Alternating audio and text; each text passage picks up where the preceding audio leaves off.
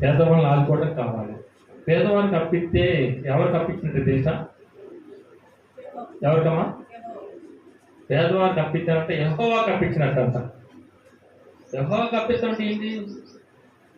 మహాకాశం పట్టదాల దేవుడు, ఆకాశం మంది సింహాసనుడే ఉన్న దేవుడు, భూమి ఆకాశం సృజించిన దేవుడు, అక్కడ పోయి నువ్వు ఇవ్వగలుగుతావా?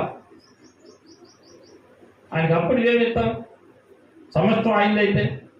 కానీ అంత మంచి మాట అన్నాడంటే, పేదవారు ఆకలి తీర్చు, నా ఆకలి తీర్చినట్టే. పేదవారికి వస్త్రదానం చేయి, నాకు వస్త్రదానం చేసినట్టే.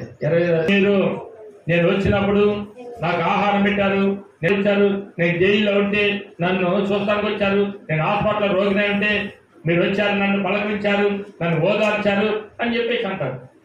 వీళ్ళేమంటారంటే, ప్రభువా నువ్వెప్పుడు వచ్చావు, మేమెప్పుడు ఇచ్చాము, ఇది ఎప్పుడు జరిగింది అని అంటే నీ తోటి